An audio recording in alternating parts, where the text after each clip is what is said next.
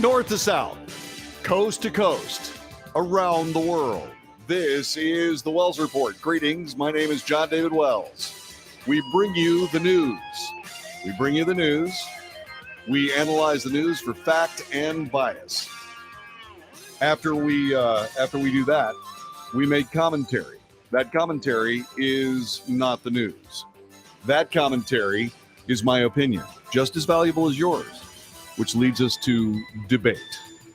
News, commentary, news analysis, commentary, and debate. This is the Wells Report. Thanks very much for being here. This is the third podcast of today. We normally do 3 hours, okay? We normally do a 3-hour show. And what I've been doing is I've been putting one gigantic hunk of show that's 3 hours long on Patreon. And I'm thinking maybe I should split that up into 3 separate podcasts. And so that's what I've been doing today. So consequently, I'm dealing with a new procedure behind the scenes, et cetera, et cetera. And this is day number 1. So I'm learning as I go, on the job training. So that being said, we have 3 podcasts every single day. So that you can enjoy each one at your leisure. Okay? So if you think this works, please let me know. If you think this doesn't work, please let me know. And you can show up, and you can show up on our chat room, which is available on YouTube, Twitter, Twitch, Facebook, or you can call me 817-379-2172. 817-379-2172. Or if you'd like, and you happen to have the number and you want there to be a permanent federal record of our conversation, you can call me on my cell phone. Yeah, my cell phone. Oh, and your cell phone.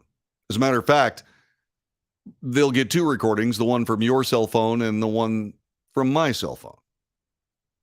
John David, what are you talking about? You're sounding a little conspiracy theorist-isty. No, not at all. This is from USA Today. It seems like it's a good story of success in being able to solve a crime. But there's a real bad side to all this, and I think you'll probably figure it out pretty quickly. This, by the way, from USA Today. Surveillance cameras captured the loud thump of bicyclist Pamela Morehouse being hit from behind on a Sunday evening bike ride in Crescent City, California, 3 miles from the Pacific Ocean near the Oregon state line. Witnesses then heard a manual transmission truck rushing through its gears while screeching away did not catch a good glimpse of the truck. The driver who called 911 had found Morehouse face down on the shoulder of the road, her pulse fading. She was 55. She died at a nearby hospital, broken ribs, a neck injury, and a brain hemorrhage. For months, all the police had was the video footage. It showed a crumpled orange bike, a dark-colored pickup truck speeding from the scene, license plate number not visible. There was a complete lack of evidence. This according to California Highway Patrol Officer Ted Luna. And then, after the case went cold in the summer of 2018, Luna learned how to use geographical fencing, or geofence.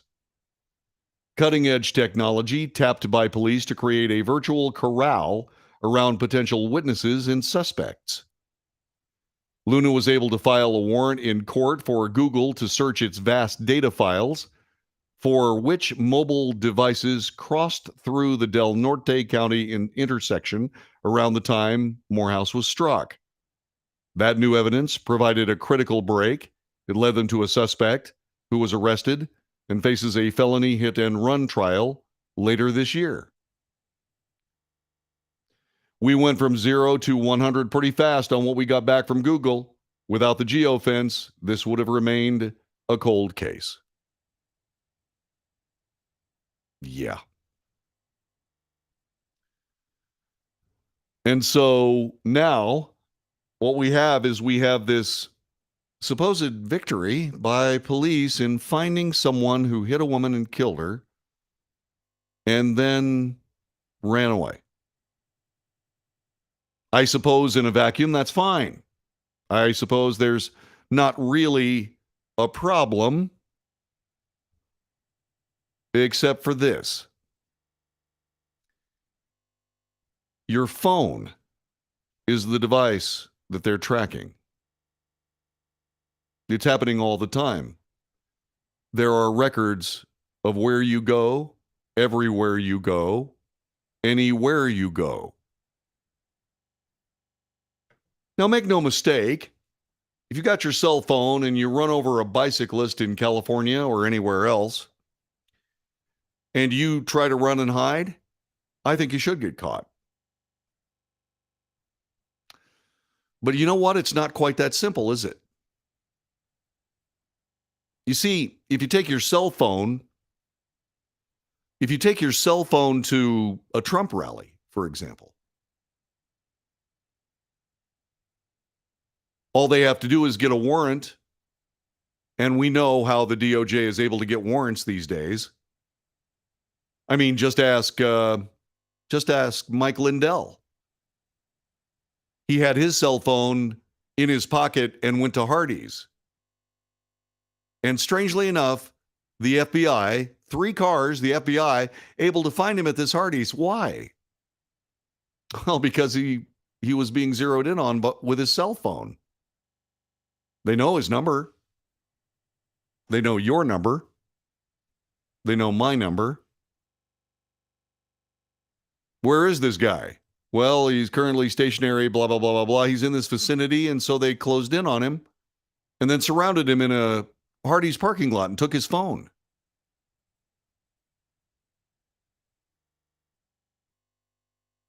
So if you go to a Trump rally, well, maybe you're one of those miscreants who went to the Capitol on January 6th.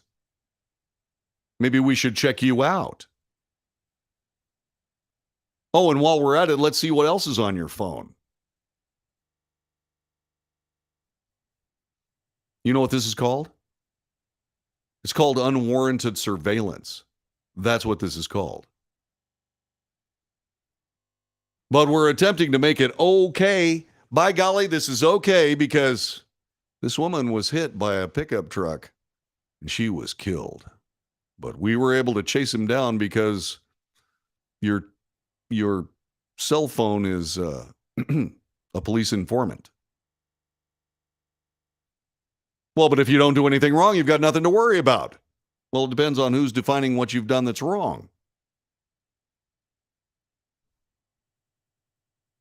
Oh, my goodness. Well, now wait a minute. That's not right. No, that's not right. There are amendments to the Constitution that keep us from having that problem. Actually, there are 3. Yeah, there are 3. One's the 4th Amendment, which is search and seizure without a warrant. But it's actually not search and seizure. You see, because they're not searching until they want to get to Google and just go through their database to find out where you were at a particular time, which, by the way, Google will absolutely provide them with. And suddenly they got you. So the 4th Amendment, gone. 5th Amendment, that's the one. Yeah, that's about self-incrimination. Right. Self-incrimination. Yeah, except you are not your phone. Your phone is using the public airwaves, which means anything on the airwaves is public. No, anything on my phone is encrypted. Doesn't make any difference. We've got the encryption codes. Excuse me? 5th Amendment, gone. 6th Amendment, due process. No, wait a minute, due process of law. Yeah, you gotta go to a judge to get that information from me. No, we don't have to go to a judge. As a matter of fact, we do this so often, we probably just call the guys at Google and they'll just play ball with us without a warrant. I mean, what's to stop Google from saying no? You know what this is? This is monstrous. This is East Germany. Except East Germany was a hell of a lot better at it than we are. East Germany did it with pencil and paper and actual human intelligence sources. In other words, everybody in East Germany was spying on everybody else in East Germany. It finally got so good, it was so well done, that they had so much information, they couldn't sift through it all. But fortunately, we have computers that can do 4,856,000 operations a second. So we really don't have any problem finding that information. And it's always being recorded. Every day. Everywhere you go. Everything you say. And oh, by the way, if it's not Google, and that's basically what they're saying, well, this is all Google. Oh, is it really? Yeah, it's just Google. It's a private company. They can do anything they want to. They're not bound by the 4th, 5th, and 6th Amendments. They're not, huh? Well, I happen to disagree. And we will eventually win this argument because sooner or later, we're going to actually do something about what's called intellectual property. It's already covered in the 4th Amendment. Here, let me bring this up for you. 4th Amendment. It's one of my favorite amendments. Yeah, it's one of my favorite amendments because it is so cool and so brilliantly done. Yeah. And let me see if I can get this here. Let me get text because I want you to read it. Okay? I want you to read it. The right of the people to be secure in their persons, houses, papers, and effects against unreasonable searches and seizures shall not be violated. No warrant shall issue, but upon probable cause, supported by oath or affirmation, and particularly describing the place to be searched and the persons or things to be seized. So, are you protected by the 4th Amendment if Google plays ball with the FBI or the CHP, the California Highway Patrol, or your local police agency? Are you? The answer is no. They're circumventing the 4th Amendment.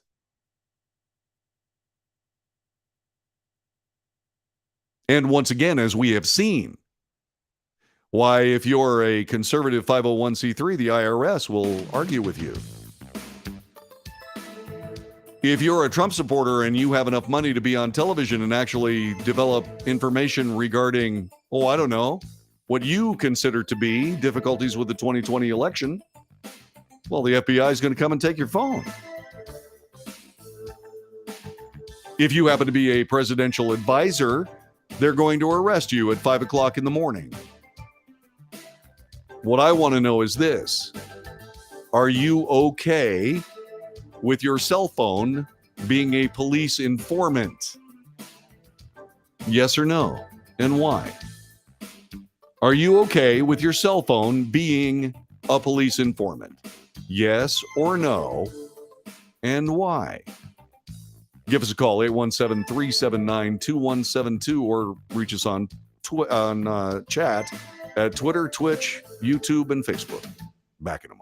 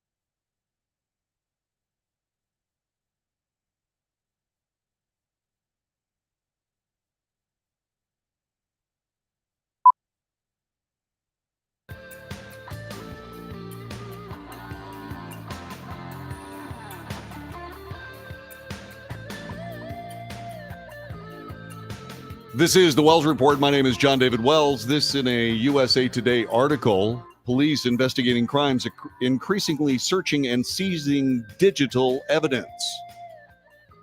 Your cell phone is a police informant.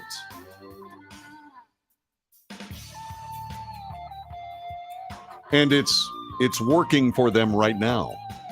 Well, now, wait a minute. I don't have anything to hide. I don't care if the police are watching me everywhere I go and everything I'm doing. Just because you're innocent doesn't mean you don't have rights. All of this information is being sucked up by several different sources. Google, Facebook, everyone. Someone pointed out that every app you have requires you to turn your data over to them. There are all kinds of ways to get your data. So, police are investigating crimes using digital evidence. From emails and Facebook messages to data stored on cell phones and laptops, information can provide critical insights. Yeah, what we can do is we can essentially watch you and see what you're doing and then reconstruct whatever crime we might think you might fit all the facts of where you are and what you were doing. We can collate all that data in the blink of an eye and we can come up with a warrant and come and get you. You know, it was really interesting. I remember the OJ murder investigation that, by the way, he was found innocent of. Did you ever find it kind of strange that they found his white Bronco so fast in all the myriad of LA freeways? Suddenly there's a helicopter right over the top of him. How did that happen? Nobody even cared to ask except me. I happened to be on the air in Las Vegas at the time, and I said, they're zeroing in on his cell phone. How long ago was that? So clearly, what we have here is we have a major problem. How would we refer to this problem? Let's see. Alicia Delosier says, if you went to a Trump rally and did nothing, you could still be jailed just on principle alone. Oh, well, they'd come up with something. But they'd have to contrive it, wouldn't they? Somebody else says FBI whistleblower said Facebook has turned over messaging, direct messages, etc., of people opposing the current administration in conversation. Yeah. Would Google know that you were at a Trump rally? Well, Facebook would if you happen to take a picture. And how would you describe a place like that? Well, somebody says you describe it as a police state. Yes, you would. If they're providing information to the feds, they're bound by it, or they should be. Well, yeah. Makes you wonder if they just come after you as soon as you vote for Trump. Exactly. Look at how they wormed around the search on Trump. If they can make it legal to raid Trump, they can raid anybody for anything at any time. Ask Mike Lindell of MyPillow. He's going to a Hardee's to get a burger. The FBI suddenly has 3 cars around him. Did anybody ask, how did the FBI know he was there?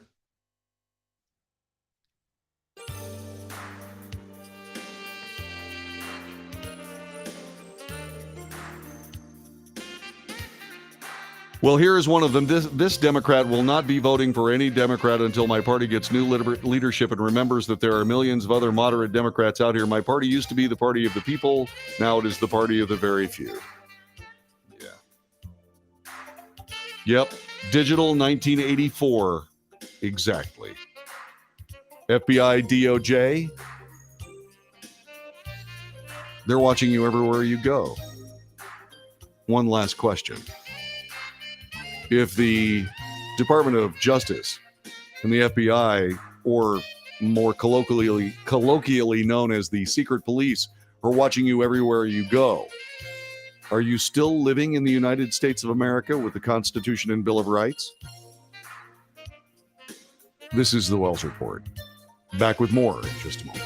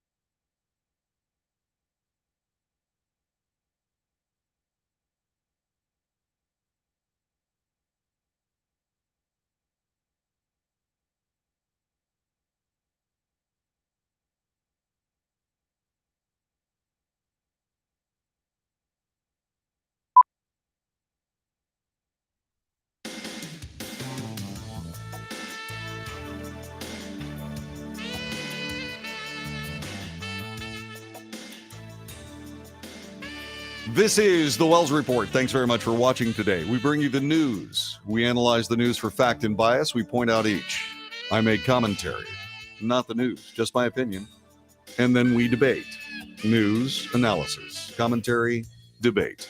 It's the Wells Report. If you find this show valuable, please share it with your friends. Whatever you do, please, by all means, subscribe. Please subscribe to this broadcast. Hit like. We like likes. So please do that. Also ring that little bell that tells you when we're on the air so that you can join us. We're doing something different this time. We're doing something different today. What we are doing is we are doing 3 one-hour podcasts instead of one gigantic 3-hour podcast. We're splitting them up into hours. It's more difficult from a standpoint of, how to do it technically and everything. And I realize that people are watching YouTube and then all of a sudden the podcast goes away and then you have to re-sign on. Yeah, I understand. So that's why you need to subscribe and you need to do the ring the bell thing. That way it makes it easier because the new link just pops up and you just hit go and then you're back. Okay, I don't know. We're still trying this out. If it doesn't work, let me know and we'll see what we can do. So the Federal Communications Commission was impaneled in 1934. The Communications Act of that year established the commission and created a regulatory climate regarding the public airwaves. It was a genius bit of U.S. lawmaking, or actually regulation. It wasn't lawmaking so much as it was regulation. It was beautiful, though, because you had to operate in the public interest as a public trustee. And that was in place until the Telecommunications Act of 1996. There were all kinds of different regulations. Radio companies could not own more than a dozen radio stations. If you had a radio station or 2 or 3 and you bought a television station, well, you'd have to divest yourself of some of the radio stations. Same thing with newspaper. You see, the objective is to have a diverse set of voices. Now, because of the Telecommunications Act of 1996, we have like six radio corporations. 6. They all have hundreds of radio stations.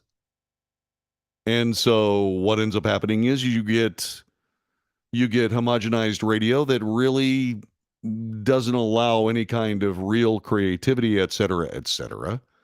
And because of decision making, radio has turned into, at least music radio, has turned into an iPod with commercials. It doesn't work, does it? No, it doesn't. Which is why I do what I do now. I saw the handwriting on the wall a long time ago. I got out of music radio and started doing talk radio. And then 9/11 happened, and then that changed everything for me and us. Well, this regulatory framework worked beautifully. And the Telecom Act of 1996 also provided a section called Section 230. In 1997, the Supreme Court heard a case called Reno v. American Civil Liberties Union and found the decency portion of the broader Telecommunications Act to be unconstitutional. So this section called Section 230 made how internet firms were exempt from publishing indecent, obscene, or controversial content. It's still in effect today. Because while the High Court said it could slice away Section 230 and allow it to stand, the rest of the act to stand, now there was this big mess where it sort of didn't kind of exist. It was like a zombie in the middle of the Telecommunications Act. So what they tried to do is get rid of 230 and leave the rest of the Telecommunications Act as constitutional. Lawmakers from both sides have argued over retooling Section 230. The concern is how big tech firms and social media giants like Meta, which owns Facebook, Twitter and others enjoy an impenetrable legal shield that safeguards them from any challenges to what their users post. In fact, there are arguments that social media algorithms are calculated to promote and manifest only the most controversial, sometimes diabolical content. That creates a vicious circle, such as posts that generate more attention, fuel outrage in the real world, and spur similar videos and articles which feed on themselves. It's an echo chamber. Okay? So the question is this. The question is, will social media be regulated like radio was until 1996? And by the way, there was also something else out there regarding the idea that censorship was okay among social media giants. Hang on a second. Let me get that up here because I thought I had it, but for some reason I lost it. Social media censorship, and I'll bring that up so that you can deal with that, because apparently there was a case where somebody finally said something about that. Let's see. Yeah, here we go. This from Politico. The Fifth Circuit Court of Appeals upholds a Texas law forbidding social media censorship.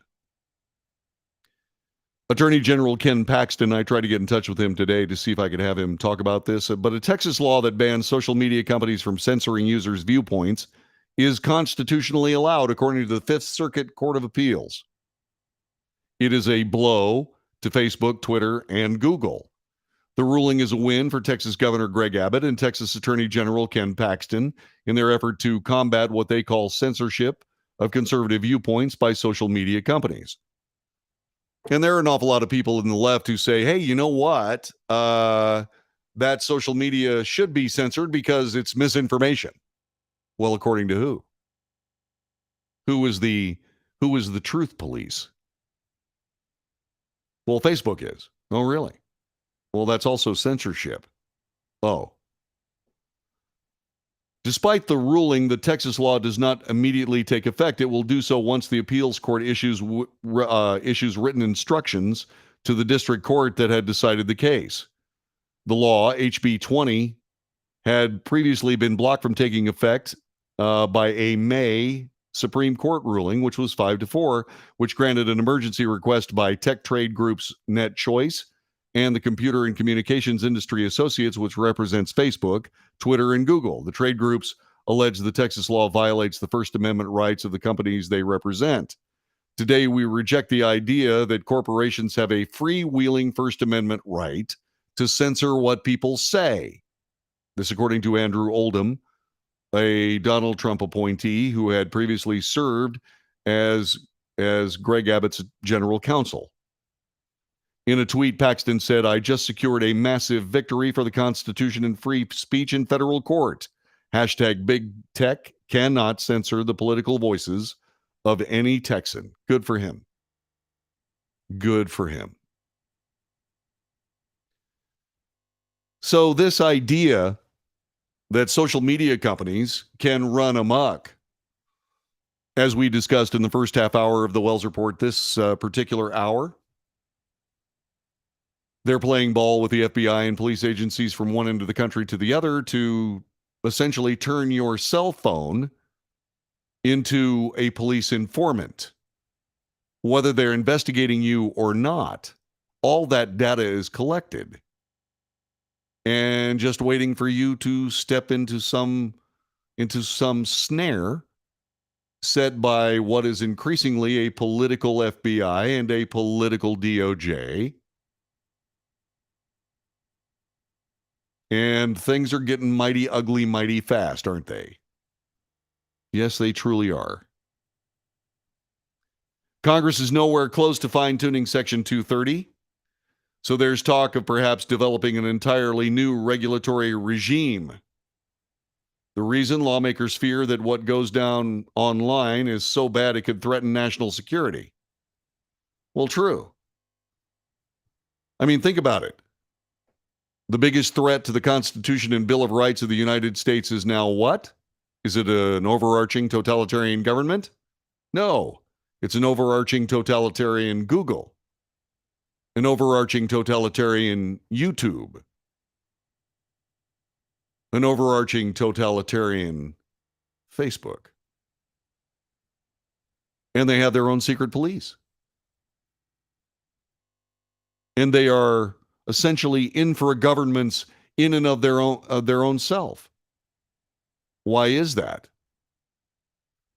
Well, because at one time, the airwaves, radio, television, belonged to the people. And therefore, there was a regulatory, regime in place by the FCC that made it possible for parents to be able to let their kids listen to the radio without having to worry about whether or not they were going to hear something that was absolutely inappropriate. As a matter of fact, I had a license. If I said something inappropriate on the air and the FCC heard it or heard about it, I would get a notice of a parent violation, and the fines, I believe, started at $10,000. And if you couldn't pay the fine, then you lost your license. If you didn't have a license, then you couldn't broadcast. Now, do we need a license for Facebook and Twitter and Twitch and all of these places to leave your content alone? If that's the case, then we need to leave Section 230 in place, because none of these places, YouTube, Twitter, Twitch, Google, are responsible for what you put on their platforms. They screwed themselves over when they started censoring things that they just simply didn't like. And so what they've done is they've baited the bulldog to the point where suddenly we have to figure out what we can do to keep Facebook, YouTube, Twitter, Twitch, Google from censoring your communications on national lines of discourse, like Twitter, Twitch, Discord, all of this. Do you know what the best thing to do is? Is to forbid all of these platforms from censoring your points of view just because they disagree with you politically. That's what we do. Free speech is free speech. It's not pretty. It's not pretty. Free speech can be a real handful, can't it? Yes. But all this goes away if we pass a law or an amendment to the Constitution. I suspect we should just pass a law that guarantees you to be secure in your papers and effects, both of which are on this phone. That way, Facebook can't sell your data unless you give them permission. And they also can't keep you from being on Facebook if you don't give them permission. And that's the regulatory regime, I guess, or scheme, both of which are really bad words, that has to be in place to be able to protect all of that. See, Section 230 was actually a good piece of gear if indeed there was free speech on all these platforms. But as we now see, Facebook wants to play politics, Twitter wants to play politics, Google wants to play politics, and it's all one-sided. It can't be one-sided. It cannot be a platform that is censored for political content. And you know somebody that has had censorship because of political content.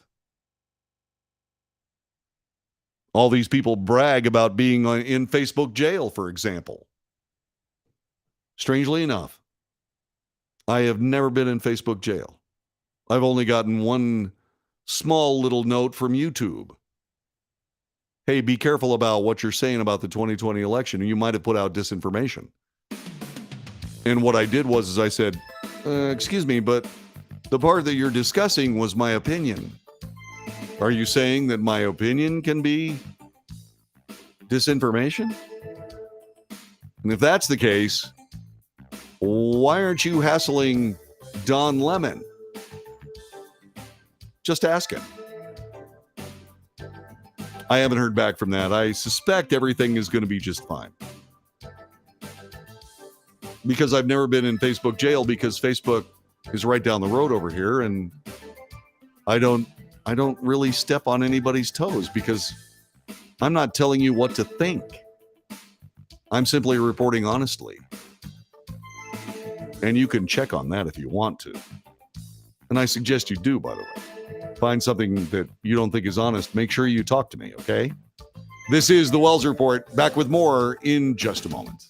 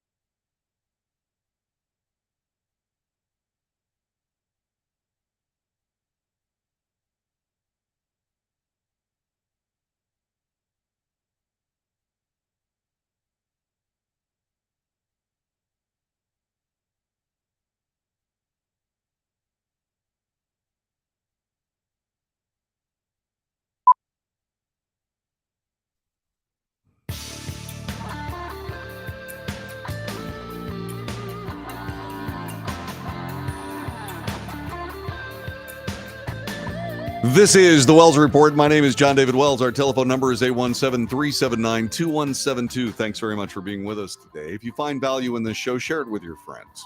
Subscribe. Ask them to. Because we need to drag this particular show, at least in my opinion. We need to drag this into relevance. It's going to take all of us. So if you find value in this broadcast, please share it with your friends. Please subscribe. And if you'd like to put a donation down to financially support the Wells Report, you can do that as well. You can go to patreon.com/The Wells Report.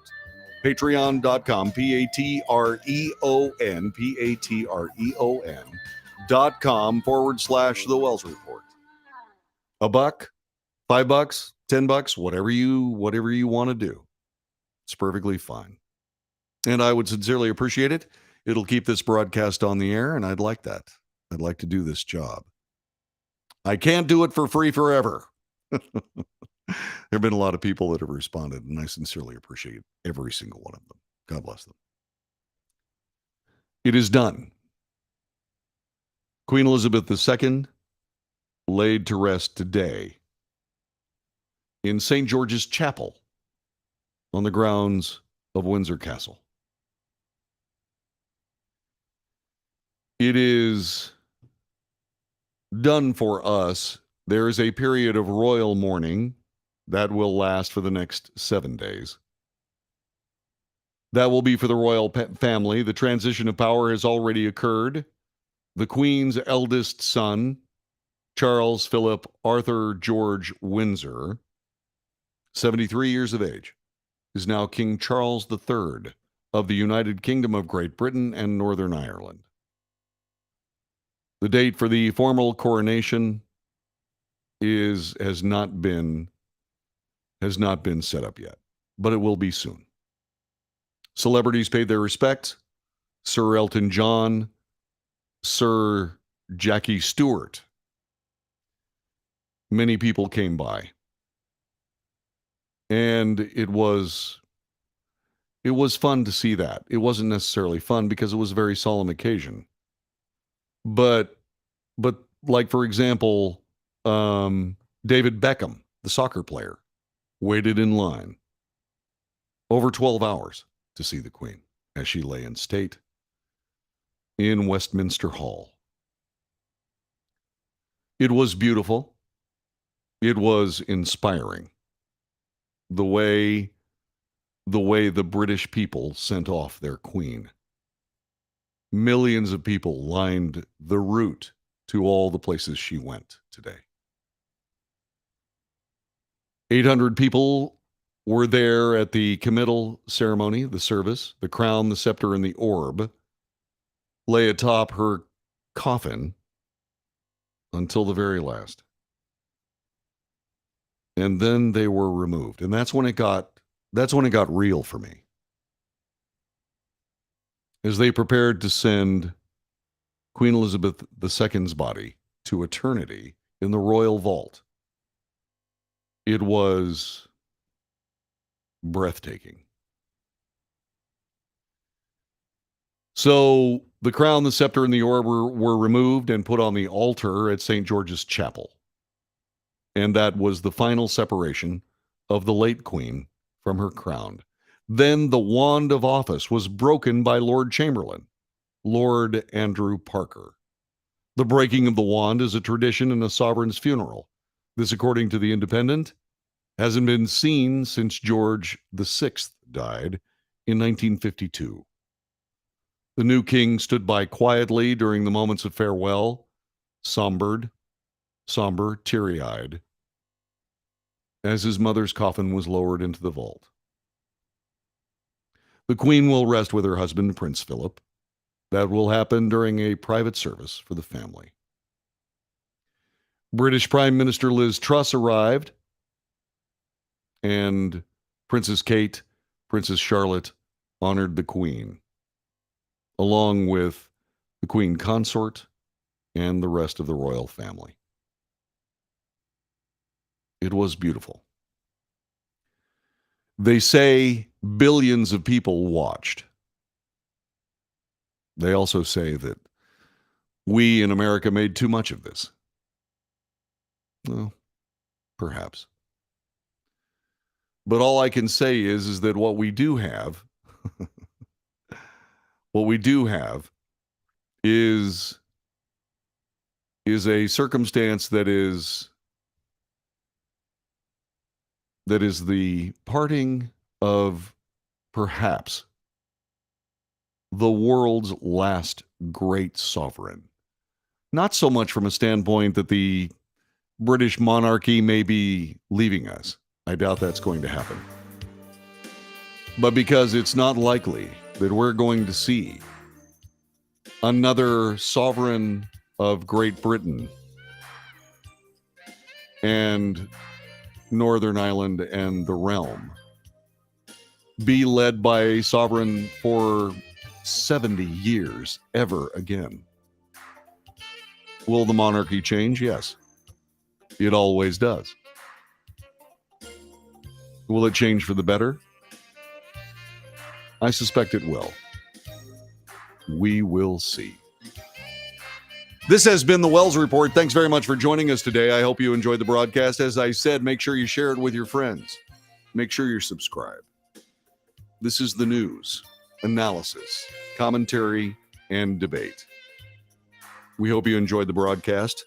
Until tomorrow, this has been the Wells Report for the 19th day of September 2022. Have a great day. All right, my friends, there we go. That is the Wells Report. That's the third hour, and I hope you found that to be semi-interesting-ish. Take good care.